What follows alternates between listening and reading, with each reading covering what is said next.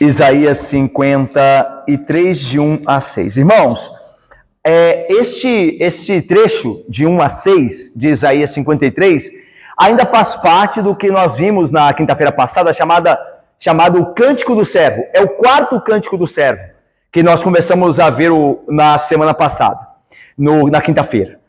Cânticos do Servo em Isaías são poesias, por isso cânticos.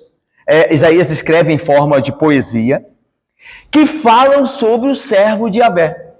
Por isso, cânticos do servo, tá? São cânticos, são poesias que Isaías escreveu inspirado por Deus para falar, para anunciar o servo de Yahvé, que é o Senhor Jesus Cristo, como nós sabemos, ok? Nós estamos, então, no quarto cântico do servo. Nós vimos a introdução a este quarto cântico no domingo, na quinta-feira passada, melhor dizendo. Na quinta-feira passada, quando nós vimos o capítulo 52, o final dele, de 13 a 15. Aquilo ali é a introdução, é o início do cântico. Agora nós vamos ao meio do quarto cântico, tá? Que é o capítulo, começa aí o capítulo 53. Nós leremos do verso, né, já que é um cântico, do verso de número 1 até o verso de número 6, tá? Isaías 53, de 1 a 6. Então diz assim: quem creu em nossa pregação? E a quem foi revelado o braço do Senhor? Porque foi subindo como o renovo perante ele, e como a raiz de uma terra seca. Não tinha aparência nem formosura. Olhámo-lo, mas nenhuma beleza havia que nos agradasse. Era desprezado e o mais rejeitado entre os homens. Homem de dores, e que sabe o que é padecer. E como um de quem os homens escondem o rosto. Era desprezado, e dele não fizemos caso. Certamente ele tomou sobre si as nossas enfermidades, e as nossas dores levou sobre si. E nós o reputávamos por aflito, ferido de Deus e oprimido. Mas ele foi traspassado pelas nossas transgressões e moído pelas nossas iniquidades. O castigo que nos traz a paz estava sobre ele, e pelas suas pisaduras fomos sarados. Todos nós andávamos desgarrados como ovelhas. Cada um se desviava pelo caminho, mas o Senhor fez cair sobre ele a iniquidade de nós todos. Até aí, meus irmãos. Nós já oramos, né? O nosso irmão João Felipe orou por nós para que Deus nos abençoe no estudo da palavra, então a gente começa já com o estudo.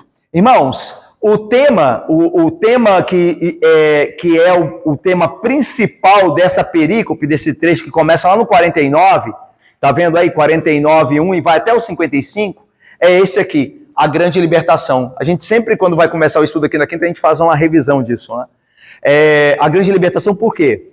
Porque Deus, através desse servo, que tem um ministério totalmente surpreendente, que, como vimos, ele sofre, ele não é um guerreiro que impõe-se pela força, que impõe-se pela violência, né? Não é um general, um major, alguém que é bélico e pelas armas ele faz valer o desígnio e a vontade de Deus. Pelo contrário, ele toma sobre si dores, ele se humilha.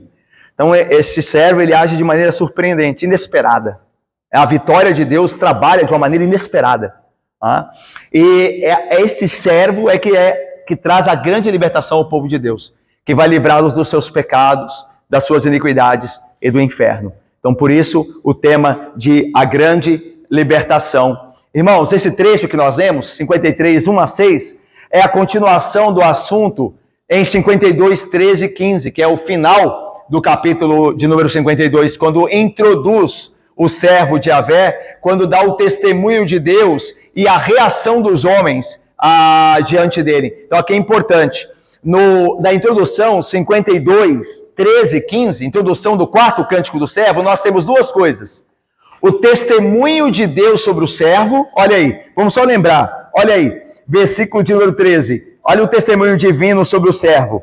Eis que o meu servo procederá com prudência, será exaltado e elevado e será muito sublime. Então aqui temos o que, irmãos, aqui? O testemunho de Deus sobre o servo. É Deus falando, eis aí o meu servo, ele agirá com prudência, ele será exaltado, ele será muito sublime. Agora, no segundo movimento, nos versículos 14 e 15, nós vemos a reação dos gentios ao servo, quando ouvirem o que ele fez e como ele operou o grande livramento. A reação é essa aqui, olha, dos gentios ao ouvirem o evangelho acerca da obra do servo. Como pasmaram muitos à vista dele. Seu aspecto estava muito desfigurado, mais do que outro qualquer. Aí, versículo 15. Assim causará admiração às nações. Está vendo, gentios aqui, nações? E os reis fecharão a sua boca por causa dele. Porque aquilo que não lhes foi anunciado verão, e aquilo que não ouviram entenderão. Então tem dois movimentos aqui no início do Cântico do Servo. O primeiro movimento é o testemunho de Deus sobre ele. O segundo movimento é a reação dos gentios diante dele.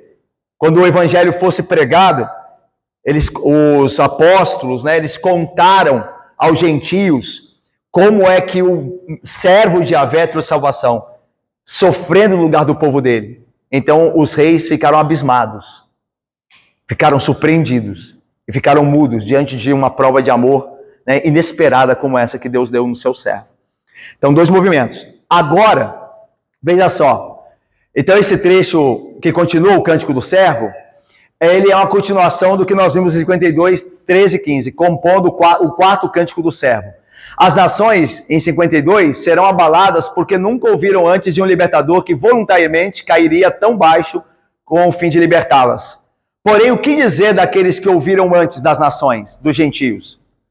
Existia um povo que ouviu antes acerca do servo. Eles haviam crido? Mas quem poderia ter crido que quando o braço do Senhor foi exibido para libertar seu povo, ele seria dessa forma? Ele agiria assim ou seria assim? O ponto aqui é o seguinte, é preciso a gente entender bem isso. O início do Cântico do Servo, 52, 13 e 15, fala da reação dos gentios. Só que os gentios só vão ouvir sobre o servo mais tarde. Teve um grupo primeiro que ouviu dele, antes dos gentios. Esse grupo, quem que é esse grupo? Quem arrisca aqui? Os judeus. Muito bem, Luiz. Os judeus ouviram antes. É desse grupo dos judeus que Isaías vai falar no início do capítulo 53. Ele vai falar assim, quem creu em nossa pregação? Ou seja, Isaías pregou aos judeus. Era o povo pelo qual o Messias viria. A eles foi revelado o braço do Senhor. E aí a pergunta é, como poderiam ter crido se o Messias veio de uma forma que eles não esperavam? É disso que vai tratar aqui, certo? O capítulo de número 53, de 1 a 6. Tá? Então a gente já viu o nosso tema, vai até o versículo 12 do 53, esse aqui, os testemunhos, e nós veremos hoje o testemunho, a gente viu o testemunho divino no início, hoje nós veremos o testemunho dos homens. Os testemunhos divinos e humanos, o ato do servo em carregar o pecado, de sua morte, da vida que ele traz e da sua vitória. Então isso tudo até o versículo 12. Hoje nós vamos até o versículo 6. Nós já vimos aqui, começamos, o enigma. O servo é exaltado enquanto ele é humilhado, ou seja, para ser exaltado ele tem que ser humilhado. Nós vimos isso quinta-feira passada. O testemunho do Senhor para o seu servo, como a gente disse, e a descrição do sofrimento do servo e as reações a esse sofrimento por parte das nações. Hoje nós vamos ver esse ponto B, B1 e B2, tá? O sofrimento do servo e o testemunho humano baseado na revelação divina. A gente já viu primeiro o sofrimento observado e mal entendido. Então, o primeiro ponto que a gente vai tratar hoje é o seguinte. Os homens, os judeus, veem o servo sofrendo e entendem mal. A conclusão que eles tiram é errada. Eles olham para o sofrimento do servo e tiram uma conclusão errada. Ou seja, ele merece sofrer. Ele deve ser muito pecador. E aí depois nós vamos ver o sofrimento explicado. Aí Isaías vai dizer, não, ele não merecia sofrer nada. Ele está sofrendo por vocês. Então deu para entender, Anitta, querida? Eles olham o servo e entendem errado o sofrimento dele. Acham que ele está sofrendo porque merece. Aí Deus vem e diz assim, não. Ele está sofrendo no lugar de vocês. Ele não merece sofrer. Vocês não entenderam. Ele sofre por amor de vocês. Vocês é que deveriam sofrer, não ele. Mas ele tomou sobre ele os pecados de vocês. Então, a compreensão por parte dos homens é errada do servo. a explicação de Deus sobre o que está acontecendo de fato. Ok? Deu para entender? Lucas, deu para entender, Lucas? Vamos lá. Então, primeiro, o sofrimento observado e mal entendido. Olha aí. Isaías começa assim: quem creu em nossa pregação e a quem foi revelado o braço do Senhor. Versículo 1. Então, aqui a ideia é de quem creu naquilo que fora contado, Rosinha, nos fatos. Quem creu naquilo que fora dito? A ideia é a seguinte: Isaías pregou sobre o servo, mas ninguém creu. A ideia é de quem foi mal recebido, a ideia do servo. Lembra quando Jesus, nós estamos vendo isso muito em João, o Evangelho de João, quando Jesus está falando sobre o seu caráter messiânico, sobre a sua morte, sobre o seu sofrimento, ele é rejeitado. Então, você vê lá em João, ele é objeto de divisão, de dissensão. Uns creiam nele, outros não. Uns achavam que ele era impostor, outros achavam que ele era apenas um profeta. Então, se aplica isso aqui. Quem creu? Quem creu nele quando ele se revelou? Humilde, se dando a humilhação, sofrendo. Quem creu nisso?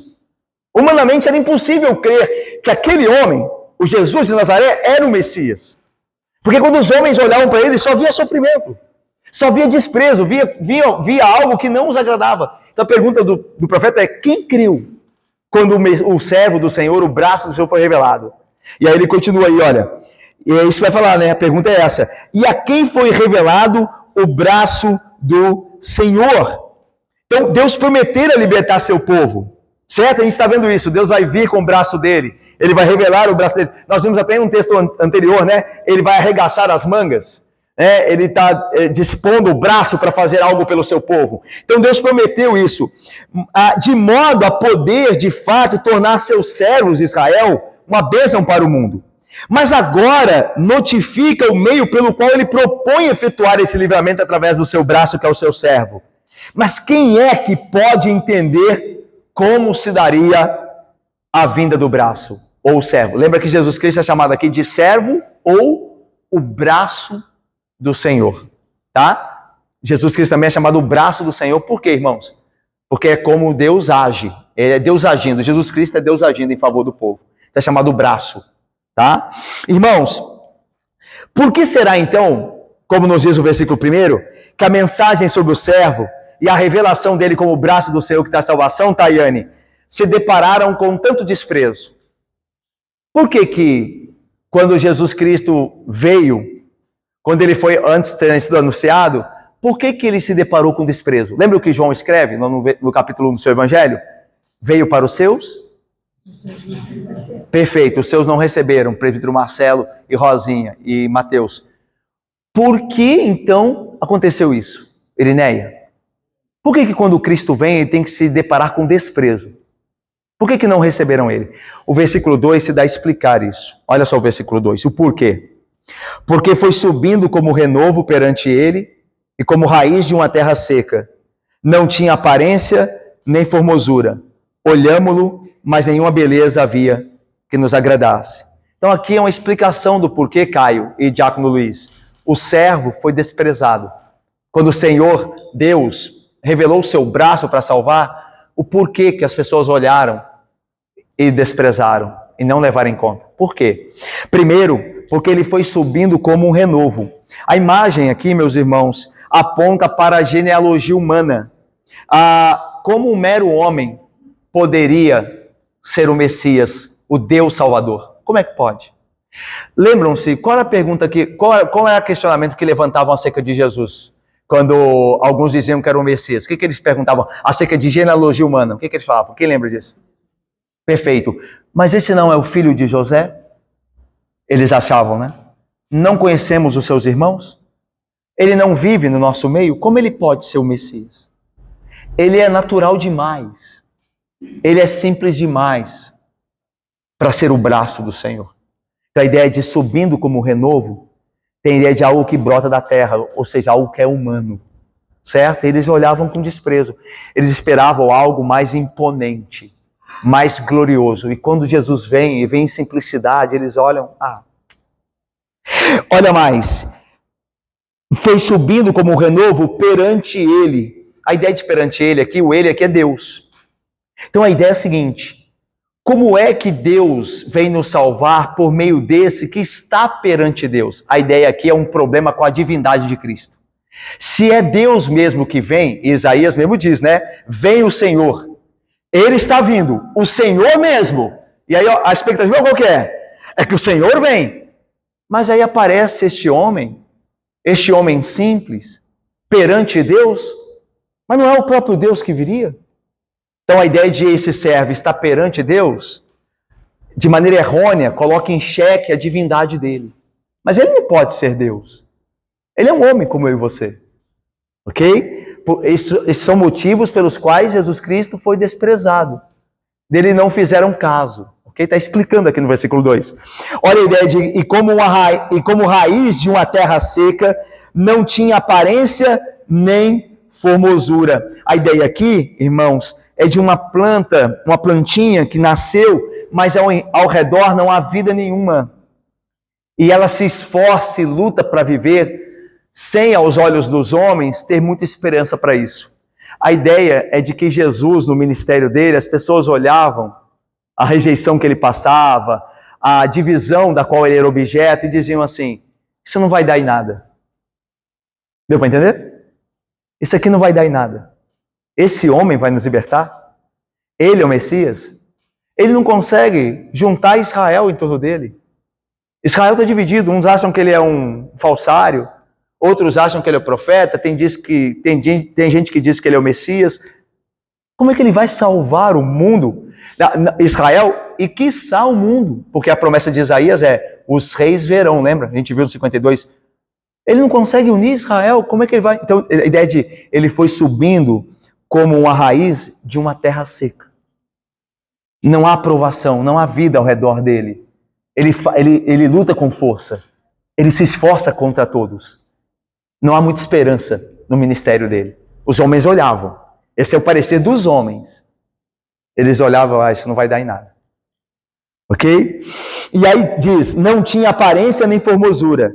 Olhamo-lo, mas nenhuma beleza, e aqui beleza pode ser traduzido por majestade, tá? O que dá a ideia de realeza, de glória real, havia que nos agradasse nele, né? Nenhuma beleza havia que nos agradasse nele. Débora, Bárbara, a questão aqui não é que Jesus Cristo não tinha uma boa aparência, quando fala que nenhuma beleza havia nele, né? Não está falando de uma questão estética, né? Embora, obviamente, a Bíblia não ressalta a estética de Cristo, né? Se diz se ele é bonito ou não é, a Bíblia não fala disso. Mas a ideia aqui é mais profunda do que a falta de beleza estética. A ideia aqui é a forma na qual ele poria liberdade a seu povo, seria tão chocante, tão decepcionante, que só podia ser efetuado pelo homem mais feio dos homens. A ideia é, o ministério dele e a forma pela qual liberta o povo é desprezível. Veja, não é mesmo? Ele está salvando o povo dele na cruz. E a cruz é terrível, é mesquinha. A cruz é maldita. Não é nada bonito olhar para um crucificado. Daí, Isaías vai dizer assim, do qual os homens escondem o rosto. Não é fácil ver alguém sofrendo. Não é todo mundo que pode fazer capelania, por exemplo. Não é verdade? Tem gente que diz assim, eu não tenho dom para isso. Eu não consigo olhar as pessoas sofrendo. E é verdade, nem todo mundo tem. A nossa inclinação é se distanciar do sofrimento. A gente não quer estar muito perto. A ideia é essa, do qual eles escondem o rosto. A cruz é maldita, é mesquinha, é humilhante. Então a ideia é de que esse ministério não é bonito. A maneira pelo qual o servo efetua a salvação não é atraente. Como eu falei, ele não é um major, um tenente, um libertador militar que vem montado num corcel imponente e destrói a todos, é louvado. Não. A maneira que ele faz isso é desprezível, segundo o parecer dos homens, segundo o testemunho dos homens. Porque isso aqui é importante. A ideia aqui, meus irmãos, é que, veja só como isso é verdade, libertadores, geralmente, veja se não é verdade, pessoas que se apresentam como libertadores, geralmente são dominadoras, enérgicas, atraentes. que por seu magnetismo pessoal atraem para si as pessoas e as convencem a fazer o que querem que façam. Não é verdade? Não é verdade? Pense nos ditadores. Você e eu achamos ditador, eu espero, né, que eu e você achamos ditadores coisa de maluco, né? Só que como explicar a influência deles? Como explicar? Porque eles têm influência mesmo. No início, o povo está junto deles. Lembra da história, por exemplo, de Adolf Hitler? Adolf Hitler pega uma Alemanha arrasada, com um discurso nacionalista, e os homens começam a se juntar à causa dele. Aquele que hoje nós chamamos de louco, foi ovacionado por toda a Alemanha. Há algo em nós que é atraído para isso. Infelizmente. Nós gostamos de força, de imponência, de pessoas orgulhosas, pessoas que se colocam. Nós temos atração por isso. É por isso que o Messias é desprezível. Porque o Messias não estabelece a sua vitória pela força, mas pela humilhação. É por isso que nós olhamos ele e não vimos beleza nenhuma. As pessoas que recusam seguir aquelas lideranças enérgicas, tal, são ou esmagadas ou atiradas de lado. Este servo, de forma alguma, se ajusta a esse quadro, não é verdade? Jesus Cristo não se molda a essa figura enérgica, que impõe, impositora, que obriga, que vence pela força. Ele não se encaixa aí, certo? Por isso não somos atraídos a ele e a seus planos. Antes nos sentimos repelidos por ele e por seus planos. Você já, por exemplo, quer ver? O que é natural? É natural você ouvir assim, da Bíblia, do próprio Senhor Jesus Cristo. Olha, se alguém te ferir, dê a outra face. Isso, para uma pessoa carnal, é desprezível. Como? Dar a outra face? Como é que é? Então a pessoa me humilha e eu tenho que ficar assim mesmo? Sem responder na minha moeda? Não é assim? Não é de fato assim? Entre os homens? Que, não leva o desaforo para casa.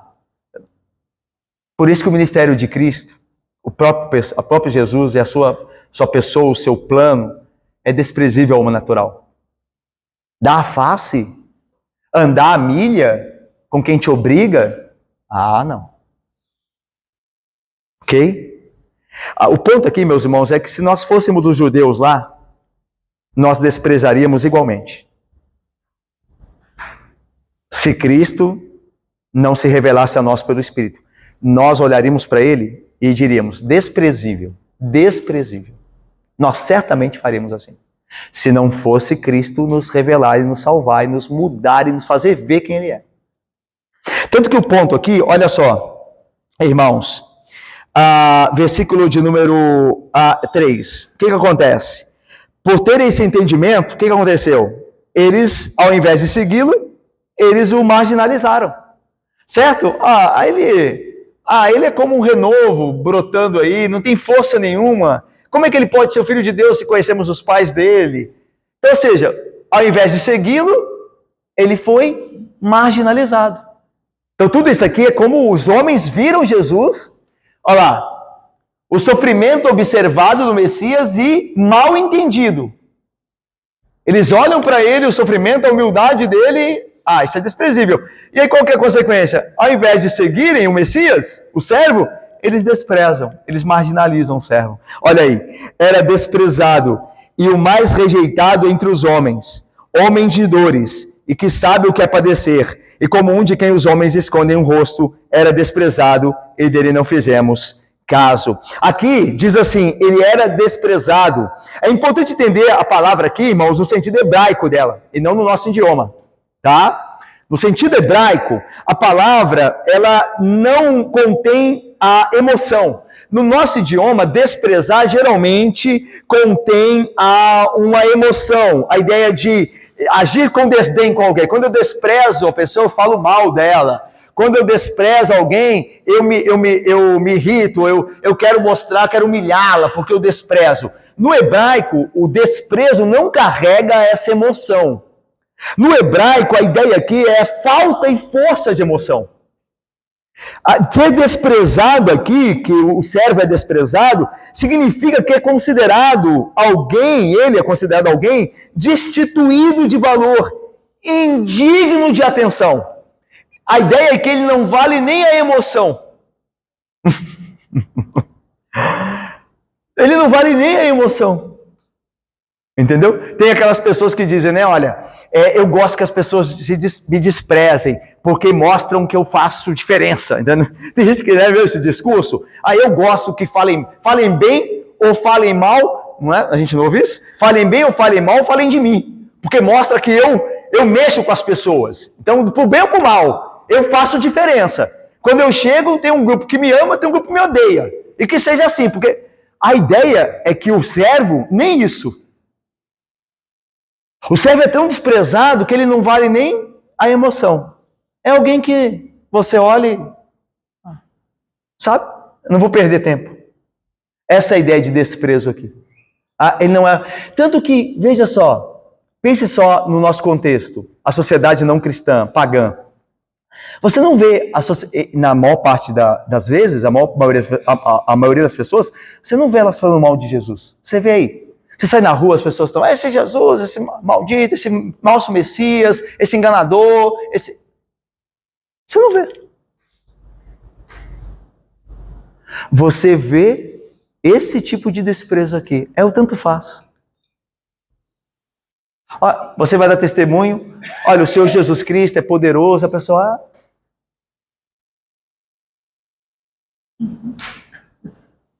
legal. E ele vai para casa e volta as coisas dele. Essa é a ideia. Ele é bom para você? Que legal. E para aquela pessoa, mudou nada. Não vale discutir sobre ele. Tanto que não dizem que religião não se discute. Porque não é algo importante. Tudo que é importante para a sociedade é discutido. A religião não se discute porque não é importante. Porque Cristo é desprezível. Ele não vale isso. Ele não vale eu perder tempo discutindo essas coisas. Essa é a ideia de desprezado. E o mais rejeitado entre os homens. Aqui aponta para a solidão dele. A ideia de mais rejeitado aqui, é interessante que o termo hebraico é a ideia de... podia ser traduzido assim, ele é o mais sem homens. Ele é o mais sem de não ter homens. A ideia é sem partidarismo, sem partidários. A ideia de que ninguém se une a ele. Porque ele era tão assim sem importância, segundo os homens, que ninguém se une a ele. Ele não causa uma comoção. Ok? Lembra que no final do ministério o que acontece? Vocês se lembram? Todos o abandonaram. Todos o abandonaram. Inclusive os seus discípulos. Ele ficou só. Debaixo da ira de Deus. Ele era tão desprezável que ninguém se uniu a ele. Ok? Vamos lá. Homens de dores. A ideia de que ele toma da nossa miséria, ela vai mostrar isso, né? Ele sofre, vai explicar mais tarde que ele é esse homem de dores, porque ele toma do que é nosso, ele sofre por nós, vai explicar isso. E sabe o que é padecer. A ideia, mais uma vez, lembra que aqui é o testemunho dos homens sobre o servo. A ideia é, como que alguém que está sofrendo tanto assim pode ajudar? Não é lógico? Irmãos, se não fosse Cristo abrir o nosso entendimento, licenciado Mateus e André e José, nós jamais reconheceremos o Cristo com a sua glória, jamais. Nós íamos olhar para ele, nós olharemos para ele, Débora e Alice, e ia falar assim, como é que alguém que sofre tanto pode nos ajudar? Ele não pode ajudar nem ele mesmo. Lembra da cruz? O que disseram para ele? Ele disse, olha como Isaías estava perfeito, né? Como disseram assim, quando Jesus estava crucificado. Ele disse poder salvar os outros, não pode salvar nem ele mesmo. Salva-te a ti mesmo. Já que confias em Deus, disse que podia salvar os outros. Não pode salvar ele mesmo. Como é que alguém doente assim pode nos ajudar? Como é que alguém doente assim pode nos libertar? A ideia é essa aqui. Ele era homem de dores. Ele sabe o que é padecer. E por isso os homens olhavam para ele e falavam, ele não pode nos ajudar. Ele não tem condição nenhuma. Isso tudo é o olhar dos homens acerca do sofrimento do Cristo. E aí veja, e como um de quem os homens escondem o rosto. A ideia aqui, a ideia do hebraico aqui, ela é um pouco mais difícil, mas a ideia de um somatório que acrescentado não atrai. A ideia é a seguinte, quando você está a princípio interessado por algo e você conhece aquilo, começa a juntar informações e ao juntar informações sobre aquilo, você olha e faz, mais ou menos o seguinte, você já se interessou por algo que você foi procurar e depois você viu que não era aquilo. E aí você abandonou, falou assim, isso me parecia interessante, as pessoas falavam que era interessante, mas eu fui pesquisar, isso é enganação, isso é mentira. A ideia é essa aqui. A ideia de, e como um de quem os homens escondem o rosto, a ideia de que eles olharam, a ideia de olhar primeiro, e somar as informações, e olhar para o ministério do servo, e olhar para a pessoa dele, e esconder, falar, não vale a pena. E dele não fizeram caso. Então, ver o servo e não encontrar atrativo nele, veja só, irmãos, ver o servo e não encontrar atrativo nele, nenhuma beleza que nos agradasse, como diz o texto, revela a falência das nossas emoções, não é verdade? Irmãos, ver a Jesus Cristo, Marlinéia e André, e não ter afeto por ele, revela o que de nós? Sobre nós? A falência das nossas emoções. Mostra o estado terrível das nossas emoções. E você e eu podemos pensar nisso quando nós não nos regozijamos nas coisas de Cristo. Quando alguém não tem prazer em Cristo, o que está dizendo? Que Cristo é desprezível? Nós sabemos que não. Mas estes homens achavam porque a falência das emoções deles era real. Eles não conseguiam apreciar aquilo que vinha de Deus. Eles não conseguiam achar importante aquilo. Então o fato desses homens não verem caso dele, os judeus a quem Isaías pregou, e aqueles que viram a Jesus e não o receberam, demonstrava deles a falência das suas emoções. Ok? Eles não viam nele nenhum prazer. Portanto, irmãos, agora, o que nós vemos aqui? Nós vamos mudar agora, para o ponto B2 ali, o sofrimento explicado. A gente viu o sofrimento mal entendido. Agora Deus vai explicar o sofrimento. Mas antes da gente entrar no ponto 2, olha, o B2, olha só. Portanto, eu vou falar com vocês aqui, olha. Portanto, toda apreensão, tudo que se pode apreender humanamente diante do servo está fadado ao fracasso. Ou seja, se Deus não revelar a nós quem Cristo é realmente, se Ele não abrir os nossos olhos para que nós vejamos o poder de Deus em Cristo, nós estamos fadados ao mau entendimento. Não há como o homem, irmãos, não há como o homem olhar para Cristo, para o ministério dele, sem a graça de Deus e chegar à conclusão correta. Ele veio, ele é nosso Salvador, ele veio nos libertar. Não há como isso acontecer. Ele vai entender mal. Ele vai olhar e isso é desprezível. Tanto que eu já conversei com pessoas, por exemplo, ateus, por exemplo, que dizem, estava conversando, tem um amigo meu que é pastor e o pai dele é ateu. Não sei se o pai dele se converteu na época do JMC, o pai dele era ateu, eu ia para a casa dele, eu dormia lá junto com os amigos no seminário, e a gente tinha algumas conversas com o pai dele, né, que não levava muitos lugares, né, o pai dele era muito duro. Não sei se Cristo, né, quebrou a dureza dele ou se o deixa ainda na dureza. Nossa oração é que tenha quebrado, né. Mas ele disse assim, a gente falando de Cristo, ele falou assim, como é que um Deus pode fazer isso com um filho? Como é que um pai pode fazer isso com um filho? Entregar o filho à morte? Um filho que não merecia? Veja. Ele não pode entender mesmo. Ninguém pode entender. Nenhum de nós poderia, se não fosse o Espírito. Isso é isso não dá para entender isso. Humanamente não dá para entender. É por isso que quando a gente ouve lá a história de Abraão, quando Deus pede a Isaac e a Abraão, a gente não entende às vezes. A gente fica assim, gente, que isso? Que absurdo é esse? O que Deus está fazendo aqui? Porque humanamente é incompreensível.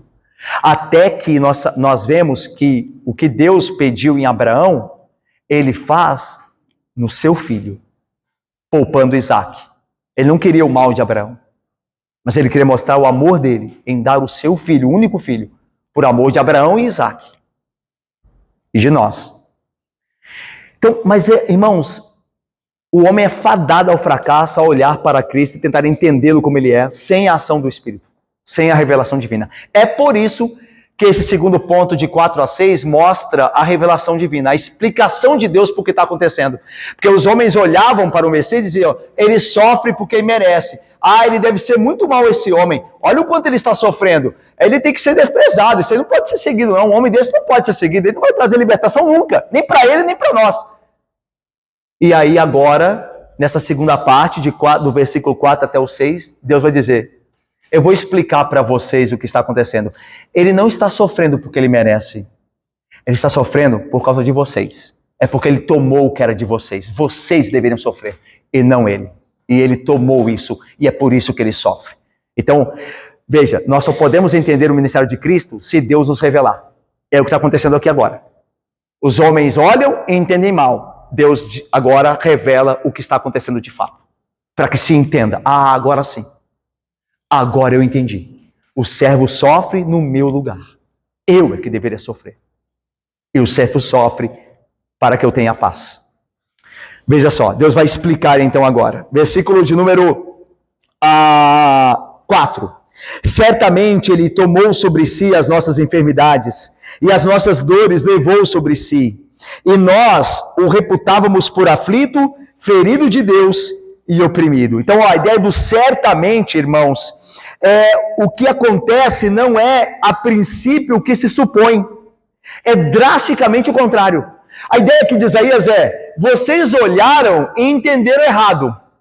Vocês olharam para ele e acharam ele desprezível, merecedor de descrédito. Mas vocês entenderam drasticamente errado, porque certamente não é isso. É o contrário. Por isso a ideia de certamente. Agora eu vou dizer para vocês o que é correto. O que está acontecendo com o Messias, com o servo, não é o que vocês imaginam.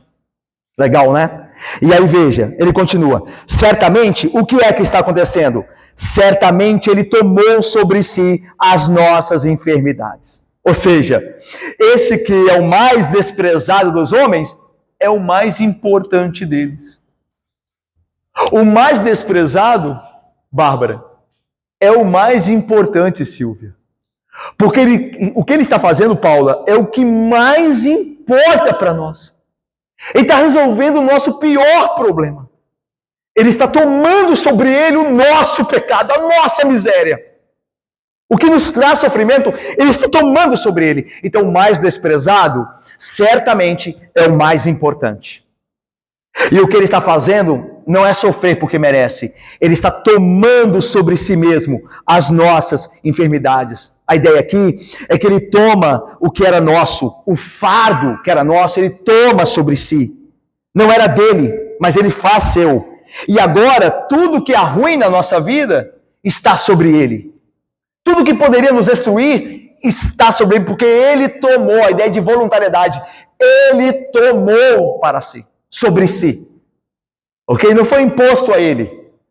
Ele não está sofrendo porque ele não tem escapatória. Nem muito menos porque merece. Ele está sofrendo porque ele voluntariamente se deu a isso. Porque ele tomou sobre ele aquelas nossas enfermidades. E as nossas dores levou sobre si. Ele age como um substituto. Veja, ele é um substituto. Ele está tomando o que é nosso em nosso lugar.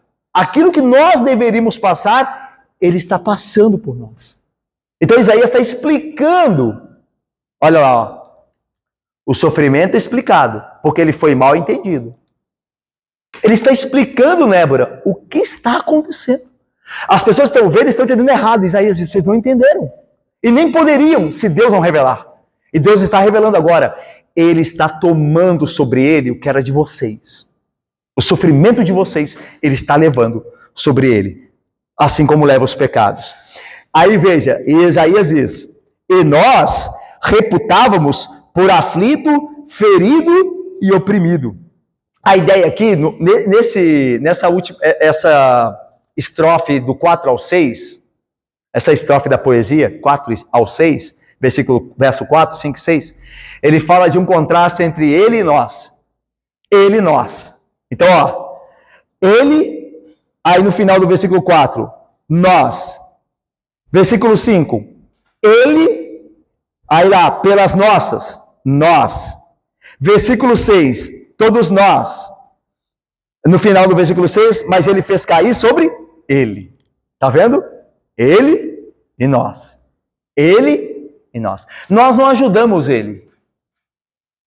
É ele tomando sobre si as nossas dores, e nós aqui olhando ele como oprimido de Deus. Como alguém que merece. Entendendo tudo errado. E ele sozinho fazendo o que deveria ser feito. Fazendo o que é certo. Fazendo o que voluntariamente ele decidiu fazer. Tomar os pecados do povo. Então nós não colaboramos em nada com a obra dele. Ele faz sozinho. Por isso que é ele e nós. Ele e nós. Ele tomou sobre si as nossas dores, nossas enfermidades, enquanto nós, qual que é a nossa parte? Enquanto nós o reputávamos como aflito de Deus. Ah, ele deve merecer mesmo, viu? E geralmente é assim, lembra? A gente já vê isso na Bíblia, tanto no Antigo quanto no Novo Testamento. Quando a gente vê alguém sofrendo, a gente sempre acha que a pessoa está merecendo alguma coisa. Que ela sofre porque ela deve ter algum pecado. E a ideia é essa. Eles olhavam e esse miserável aí teve algum pecado. Para sofrer desse jeito, a mão de Deus está pesando nele. E estava mesmo. E pesou mesmo. Mas não porque ele tinha pecado, mas porque ele tomou sobre si os nossos pecados. Então, Isaías está explicando o que estava acontecendo com o servo. Vamos lá. O castigo pelas nossas iniquidades, versículo 4 ainda, né? As nossas dores levou sobre si, reputávamos por aflito, ferido de Deus. Mas ele, olha, nota também o contraste, nós e ele. Enquanto nós achávamos, nós não estávamos ajudando em nada. Irmãos, a salvação é toda de Deus, nós não ajudamos em nada. Na salvação. Não estou falando de santificação, não. Salvação. Santificação é um processo posterior à salvação. Na salvação, nós não ajudamos em nada. Não tem nada de nós. Nós estamos olhando e entendendo tudo errado. Enquanto Cristo faz tudo por nós e faz certo e perfeito. Tanto que essa é o contraste aqui sempre. Ele faz e nós entendemos errado. Ele faz o que é certo e nós o reputamos como aflito. Mostrando que é ele só que salva. É a obra dele. E ninguém participa disso, só ele. Por isso que ele é poderoso para salvar. A Bíblia diz isso. Ele é poderoso para salvar. Porque ele é contra tudo e contra todos. E ele cumpre a obra. Como ele mesmo diz na cruz, né? Está consumado. Está pago. Está realizado. Não há mais nada para fazer. Eu fiz tudo que tinha que ser feito. Então veja o poder de Cristo, a glória dele. É ele contra todos. Então veja, mas ele foi traspassado, a ideia de foi ferido mortalmente. Traspassar aqui é ferir mortalmente. Pelas nossas transgressões. Transgressão aqui, irmãos, é a ideia de obstinação em pecar e alienação de Deus. Então, ou seja, enquanto ele era ferido, nós vivíamos alienados de Deus, no pecado, vivendo em pecado, e ele estava sofrendo por nós. Então veja, a gente estava entendendo errado. A gente achou que ele estava sofrendo porque ele merecia. Mas na verdade somos nós que merecemos. Nós que temos transgressões. E ele sofre injustamente. Ele sofre como inocente. Mas sofre porque quer também, porque ele toma sobre si. Ele faz isso por amor. E aí veja o versículo 5. Mas ele então foi traspassado pelas nossas transgressões e foi moído. A ideia de ser moído, a Bíblia até usa em Lamentações, a ideia de alguém ser pisado até a morte. Alguém ser pisoteado até a morte. Então, alguém que é imposto sobre ele agonias excruciantes, terminando em morte. Alguém que passa por agonias excruciantes. Vocês se lembram que na cruz, né, a agonia é excruciante, né, na cruz. Né? O John MacArthur tem um livro muito bom, né, que chama A Morte de Cristo, que ele descreve ele se vale de médicos, né, para apoiá-lo ali. Ele descreve todo o sofrimento de um crucificado, né? Então a agonia era algo terrível, né?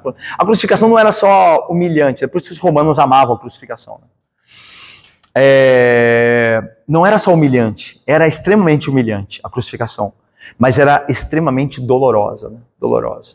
A pessoa tinha câimbras no corpo todo, ela muitas vezes morria por asfixia, né? Sem ar, porque o corpo ficava pendurado. E provavelmente não era na mão, né? Provavelmente, tá, irmãos? Não era na mão que os pregos iam, mas aqui, né? Errado. Com a mão, o peso rasgaria a mão, né? Então, provavelmente aqui. E ficava ali pendurado. E tinha, você lembra que tinha tem uma hora que eles falam para quebrar as pernas de Cristo, né? Porque a festa está chegando, eles têm que tirar os crucificados da cruz. Então, para morrer logo, quebrava-se a perna. Por quê? Porque tinha um calço, né? Embaixo dos pés, ali na cruz, é colocado um pedacinho de madeira, logo embaixo dos pés ali, para o crucificado apoiar de vez em quando e ter como respirar. E depois ele voltava. Aí quando ele ficava sem ar, ele ia fazendo esse movimento aqui, ó, para ter como condição de respirar. Quando quebrava-se as pernas, então apressava a morte, porque era agoniante. Então a ideia é essa, de ele foi moído. Veja, Cristo sofreu todas as dores, inclusive as físicas, tá? Mas vamos lá. Então, o castigo, diz aí, continua, que nos traz a paz, estava sobre ele, e pelas suas pisaduras, a ideia, e ao custo das suas feridas, e aqui pisaduras são feridas não tratadas, né? Nós fomos sarados. Então, meus irmãos, a punição necessária para restaurar e assegurar nossa paz com Ele estava sobre Cristo. Ou seja, a punição necessária para que nós tivéssemos paz com Deus estava sobre Cristo. Então, essa é a ideia aqui. E pelas suas feridas, nós fomos sarados. Irmãos, o servo carrega o que é nosso e nos dá o que é dele. Ele carrega aquilo que é nosso, as nossas iniquidades, e nos dá paz. Então é uma troca, é uma obra substitutiva. Veja, uma coisa que a gente não pode confundir, isso aqui que é importante. Cristo, ele não sofreu conosco. Ele sofreu por nós. É diferente. Quando ele vem e sofre, ele não está sofrendo, só experimentando o que nós experimentamos. Como todos nós sofremos, ele sofreu. É mais do que isso, ele está sofrendo no nosso lugar, o que nós deveríamos sofrer. Ele faz isso por nós. Judicialmente, está acontecendo algo ali. Cristo está recebendo a condenação que era nossa. O juiz, que é Deus, está colocando a condenação que deveria vir sobre mim e sobre você em Cristo. Ele está morrendo por nós, em nosso lugar. Então ele não está só experimentando o que é nosso. Ele não está só compartilhando a nossa dor. Isso não muda nada para nós. Ele está morrendo no nosso lugar. Como um cordeiro. Lembra dos ritos sacrificiais do Antigo Testamento? De toda a administração ritualística do Antigo Testamento, quando o homem chegava com um cordeiro lá para ser morto? Aquilo ali, meus irmãos, não era feito simplesmente para ter um animal morto, tal. A ideia é ou o homem ou o animal. Ou o animal ou você. É um dos dois. Então todo homem tinha que levar o cordeiro lá. Porque se ele não levasse, era ele que morria. Então é alguém no lugar de alguém. Não é simplesmente para um animal compartilhar e as pessoas ficarem olhando a dor dele e aí fazer algumas associações com a nossa dor. Era ou o animal ou a pessoa. E aí levava seu animal, o animal morria e a pessoa podia ir. Porque quem merecia morrer era a pessoa, era o pecador, lembra? O salário do pecado é a morte, toda alma que pecar morrerá. Era a pessoa que merecia morrer, mas alguém está morrendo no lugar dele, então ele podia ir embora. É isso que Cristo está fazendo, tanto que João o reconhece como o Cordeiro de Deus.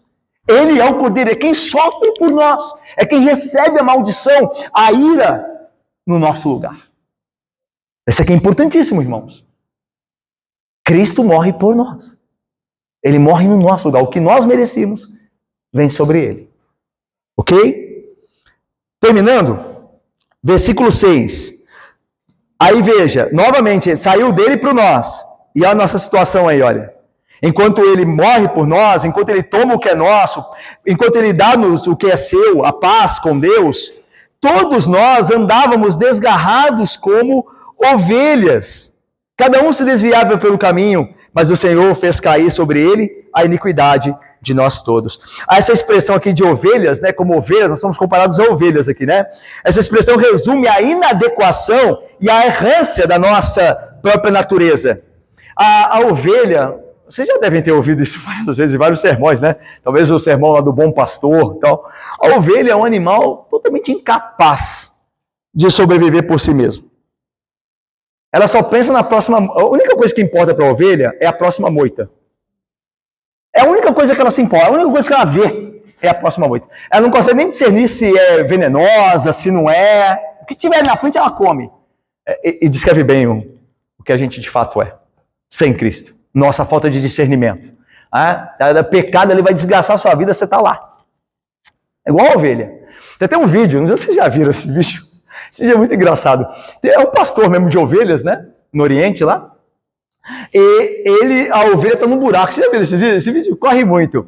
A ovelha está dentro do buraco. Ela está dentro do buraco.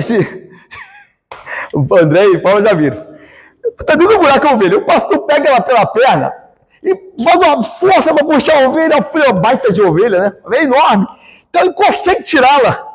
E ela sai assim, pulando, pulando. Aí lá na frente ela brofa no buraco de novo. Ela vai pulando assim, brofa no buraco. A ovelha. É desse jeito. Se a gente não tem pastor, é o que é Cristo, né, o Supremo Pastor, é desse jeito. Você sai do buraco para entrar no outro. Não é verdade? Não é verdade. A pessoa peca, sofre pelo pecado, aí Deus tem graça e misericórdia, daqui a pouco está ela pecando de novo. Mesma coisa. Então, nenhuma outra comparação seria tão verdadeira, tão própria. Nós andávamos desgarrados como ovelhas. Cada um se desviava pelo caminho. Aí o que o Senhor fez? O Senhor, aqui, o Deus, o Pai, fez cair sobre ele, sobre o servo, a iniquidade de todos nós. É interessante aqui, que eu termino aqui, que Deus age como um sacerdote aqui. O Senhor aqui, Deus, age como um sacerdote. O que o sacerdote fazia, entre todas as outras coisas que ele fazia, quando ele tinha que sacrificar um animal? O que ele fazia? Quando a pessoa chegava com o animal, o que o sacerdote fazia? Ele colocava a mão sobre o animal. O que simbolizava aquilo ali na hora? Que os pecados do ofertante, de quem trazia o animal, estavam sendo transferidos para o animal. É isso que significava. Ok? Lá na Bíblia diz que o rito era esse. Quando a pessoa chegava com o cordeiro, ela colocava o cordeiro, o sacerdote colocava a mão sobre a cabeça do cordeiro, simbolizando que o pecado daquela pessoa estava agora sobre o cordeiro. E aí matava o cordeiro. Porque todo pecado produz morte. Tem como salário morte. Quando fala aqui que o Senhor fez cair sobre ele, é essa a ideia. O verbo aqui cair é a ideia de colocar sobre.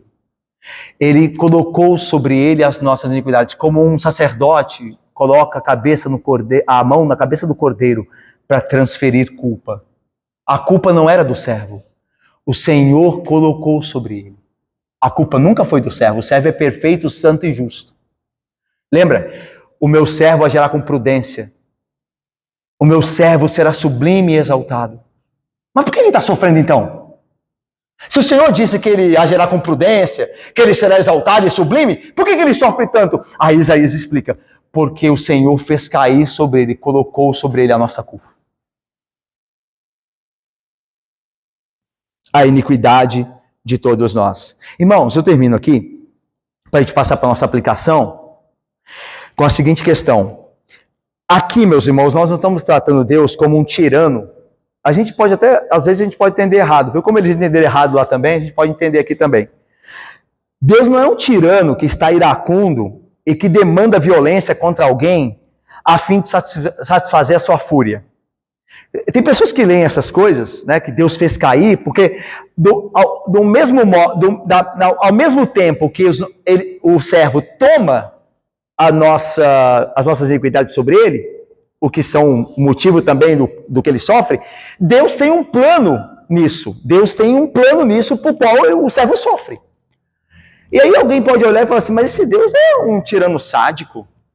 Esse Deus é um Deus violento, esse Deus é um Deus iracundo, ele está pegando a ira dele e descarregando para poder só se satisfazer no final e, agora eu não estou mais irado, agora eu descarreguei minha ira toda. Será que é isso? Não, não é. Irmãos, Deus que quer manter toda a relação com seu povo, não pode fazê-lo até que a justiça seja completa. No servo dele, ele achou uma forma de gratificar o seu amor e satisfazer a sua justiça. A questão aqui é judicial.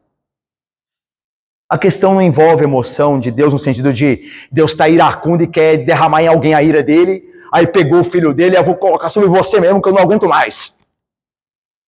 Essa não é a ideia. A ideia é judicial. A única maneira de salvar os pecadores por quem aos quais Deus amou, era que alguém justo, um cordeiro perfeito, tomasse o lugar deles. Deus está resolvendo um problema judicial, um problema diante da lei dele. Ele não está descontando raiva em ninguém.